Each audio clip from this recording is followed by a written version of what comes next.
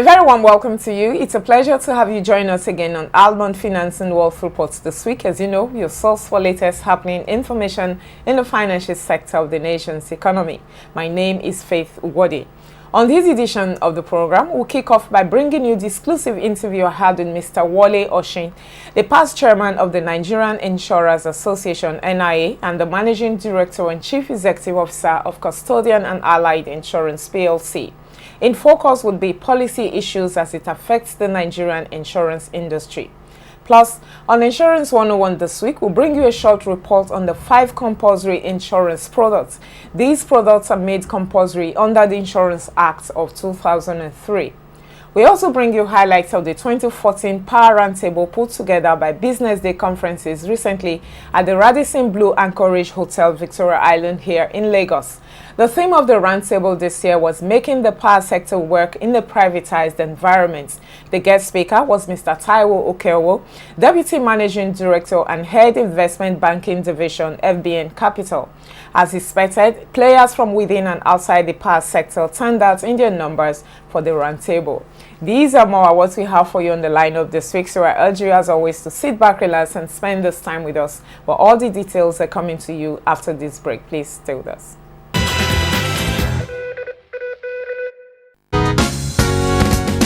Life is a journey full of twists, turns, and stress. Tomorrow may be uncertain. Take insurance today and be secure. Yes, an insurance cover is all you need to secure a better tomorrow. Your business, personal life, child education, motor vehicle, and properties all need insurance. Visit an insurance company or broker today and get your insurance cover. Insurance guarantees peace of mind. A message from the Nigerian Insurers Association, NIA. Take insurance today and be secure.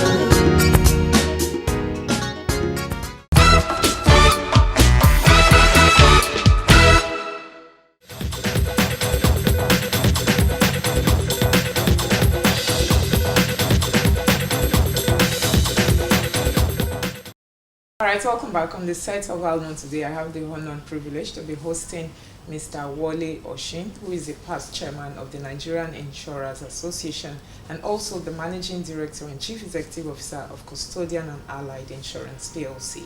He's my guest on the program today. I'll be looking at a wide range of issues as it affects the Nigerian insurance industry. Thank you so very much, sir, for joining us. Yeah, thank you.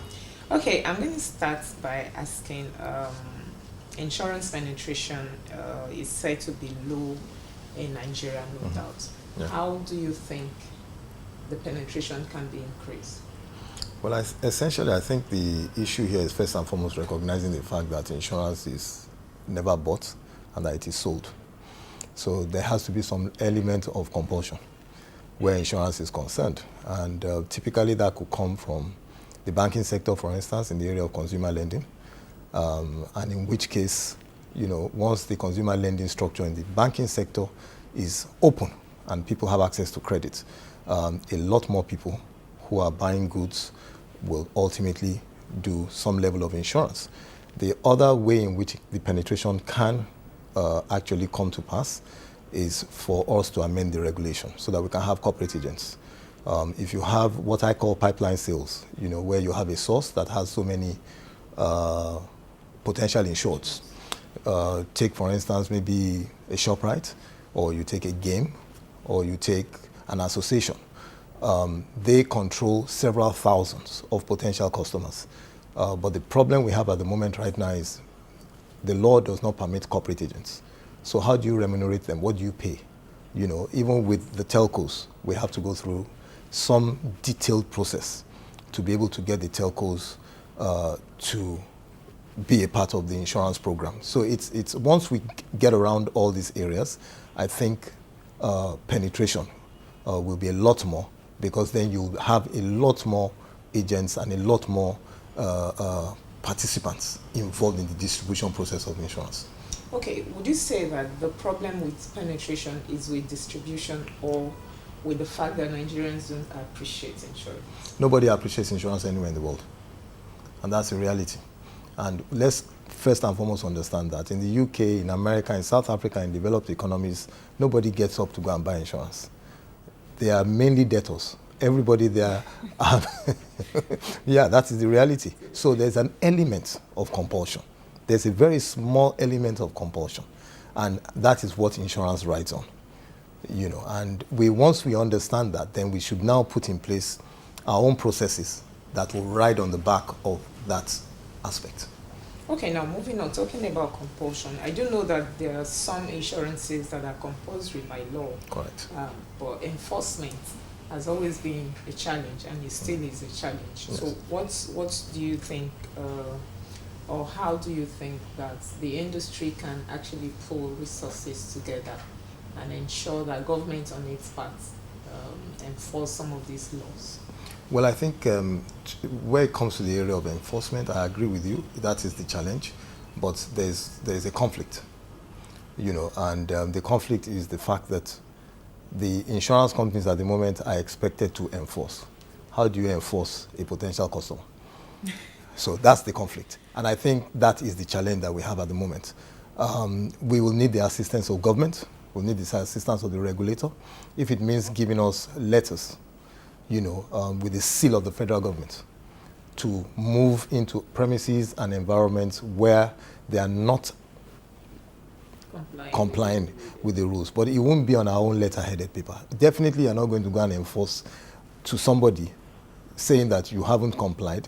Okay, so if you are asking the question, how then would you say that the same government who is not complying by the law will give you a letterhead that you can go and enforce the law for maybe any other person? No, well, I mean, when I say letterhead now, I mean, maybe it could be our regulator, because they have the seal of the federal government, so if we have that will help us, but I know that, using our own letter-headed paper, different, and this will come from different insurance companies, so you are quoting the section of the law that you have to do this, but of what potency will it have? The average Nigerian is afraid of anything that has the unicorn, the emblem of the federal government. They are scared of it and they will run to go and comply, So I think a little bit of the federal government touch, either directly or through the regulator, will help. Okay, moving on. Claims settlement appears to be a major issue between insurers and their clients. Is there anything the NIA is doing to assist clients when there is a dispute, which is quite common sometimes? Yeah. I think the issue of claim settlement is an old age problem with the insurance industry, which I wouldn't really blame anybody in particular. But I want to say that there's been a two-pronged attack to this problem. On the one hand, the regulator is working on it on two levels. They're working on it. They've got a dispute resolution center in NICOM, that is working on claims settlements. And there's a draft regulation that's just come out now, which also places a lot of emphasis on consumer protection. So that's on the regulatory side.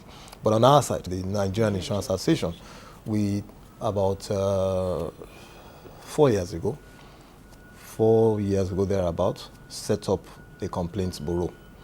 The whole idea of the complaints bureau is to say to the insurance public that we are truthful enough and man enough to deal with our problems. In setting up the bureau, one of the things that we did at the time was to ensure that we had as its headship a retired Supreme Court judge, a man of great repute. He is the adjudicator of the process.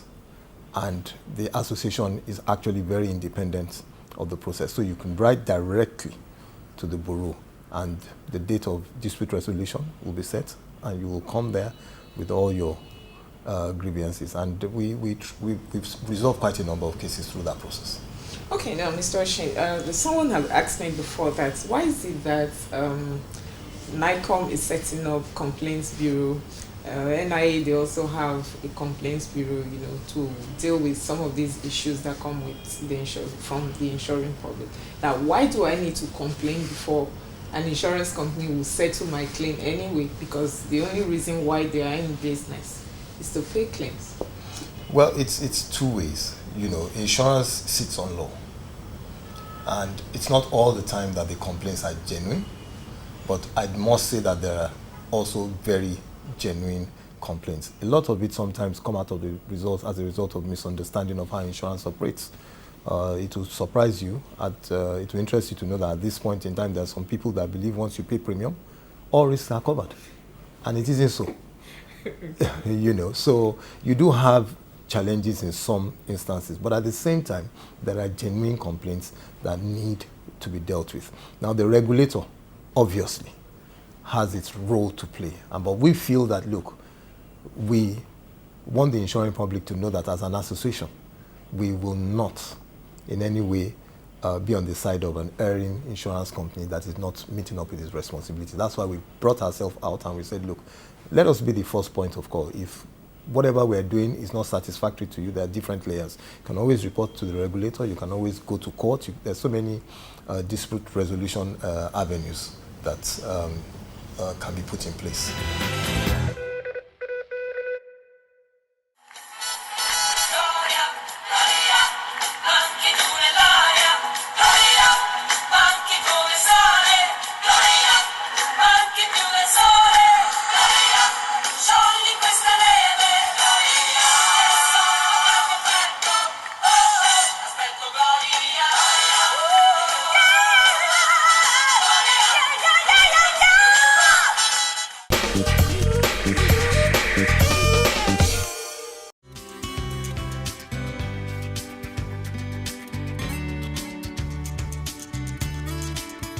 The National Insurance Commission Act of 1997 and the Insurance Act of 2003 provides the blueprint for insurance regulation in the country. Under the law, 16 insurance products were directly and indirectly made compulsory, but 5 of them are more permanent. They are the 1. Builder's liability insurance, 2. Motor vehicle third-party insurance, 3. Occupiers liability insurance, 4. Healthcare professional indemnity, 5. Statutory group life insurance. So what is builder's liability insurance? The law says that all owners or contractors of building under construction that is more than 2 floors must purchase this insurance to provide compensation in the event of bodily injury, death, and property damage to workers at construction sites or members of the public following the collapse of the building and other construction risk. The penalty for non-compliance is 250,000 naira or 3 years imprisonment or both. Motor vehicle third-party insurance. The law requires every owner of motor vehicle to insure against liability in the event of death, bodily injury, or damage to the property of the third party arising from the use of such vehicle on the road. The aim of the law is to protect innocent third parties from the risk arising from the use of motor vehicle on the road. The penalty for non-compliance is a fine of up to 250,000 naira or 1 year imprisonment. Occupiers liability or public building insurance. The aim of the occupiers liability or public building is to protect third parties and commercial users who may sustain bodily injury, death, or property damage as a result of fire, flood, earthquake, or collapse of occupied private, business, and public premises. The public building insurance cover provides for compensation in the event of bodily injury, death, and property damage to tenants, third party, and members of the public arising from the above risk. The owner or person occupying the property has the duty to insure. Non-compliance attracts a penalty of 100,000 naira or 1 year imprisonment.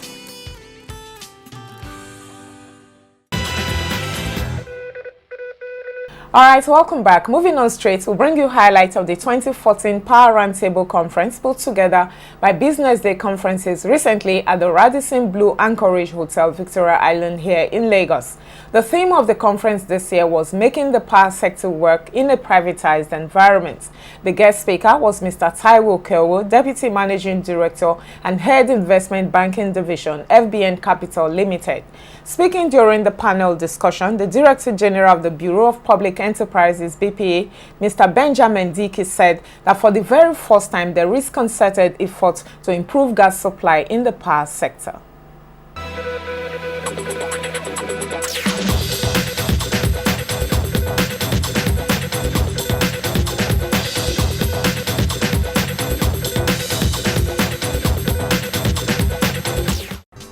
Since the Power Holding Company of Nigeria was privatized, not much has changed as far as the average Nigerian is concerned in terms of power supply to their homes or businesses. Business Day Conference recently put together its 2014 Power Roundtable at the Radisson Blu Hotel, Victoria Island. The theme was making the power sector work in a privatized environment. In attendance were players from within and outside the power sector. Welcoming guests on behalf of the publisher of Business Day, Mr. Philip Isiakpa, editor Business Day, said that through consistent dialogue and resolutions, the problems of the power sector will be addressed. We believe that through discussions and robust engagements with the issues and challenges that confront our daily lives as individuals, corporates, and the nation as a whole, we can tease out proper, adequate solutions and resolutions. As the leading voice in business and economic journalism in Nigeria, we strongly believe that we have a responsibility to create as many platforms as there are possible for these kinds of engagements to take place. At the inception of the privatization process, government has said that the targeted capacity is 20,000 megawatts by the year 2020, which it says will require an investment of about $3.5 billion a year. Whether this is achievable or not is still a topic for debate among Nigerians.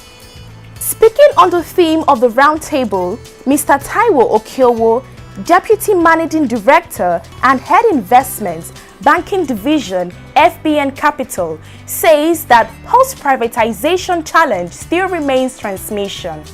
Transmission is a major challenge, and I've heard opinion that a big part of that challenge also is the fact that it's still in the hands of the public sector. Now, there are good reasons why it is in the public sector.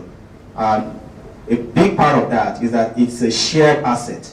So you really don't want somebody to become a monopoly in the middle of the chain, but it has its own challenges, and a number of efforts need to be devoted to ensure that we can finance the level of investment required to bring it to even be able to cope with the generating capacity that we're projecting.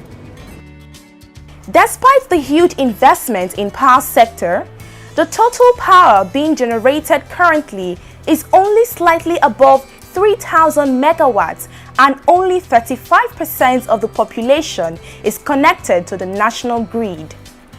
The peak demand for electricity is approximately slightly above 18,000 megawatts, which means only 16% of the requirement is being provided, and the gap is filled with privately run power generators.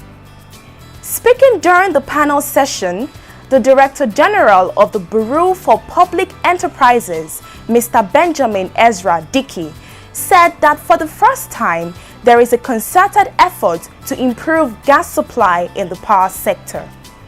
Now, people are making a lot of noise, complaining. Good things have happened. The underlying forces that drive this power sector has changed. Before, there was nobody pushing because there was an absence of an entrepreneurial drive in the power sector. But today, the power sector is owned by Gencos, owned by private sector, Discos owned by private sector, and questions are being asked. And the answers to this question can only improve the power sector. So, For the first time, there's a concerted focus on improving gas infrastructure. Other panel discussants were Mr. Eyo O. Ekpo, Commissioner, Market Competition and Rates, Nigerian Electricity Regulatory Commission, NEC; Mr. Rumundaka Wonodi, Mark Henson, Lever, COO, Shoreline Power, and a host of others. In his own submission, Mr. Ekpo said that until 5 cardinal issues are addressed, the power sector will not work effectively. The theme of today is making the power sector work. And there are 4 or 5 things that are critical to that. First, I think policy is important.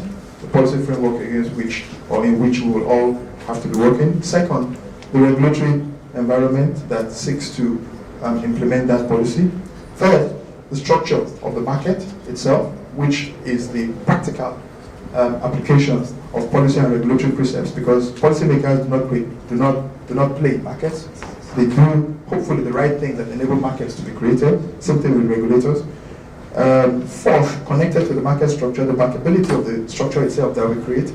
And fifth, something that many of us, and I guess because it's not front and center, but it's going to become very critical very soon, are human resources and developing human resources. So if we can get those 5 things right and aligned, and the wheels follow each other, then I think that it's pretty certain that we will be going places in Nigeria.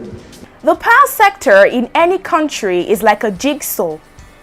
Throw into the mix the requirements and need for private sector investment, which is the stated aim of the Nigerian government, and the historical, political, social, and economical environment in Nigeria. The jigsaw gets a bit more complicated. As with all jigsaw, you need all the pieces in the right place to make it work. In the power sector, the pieces of the jigsaw need to also be in the right place at the right time.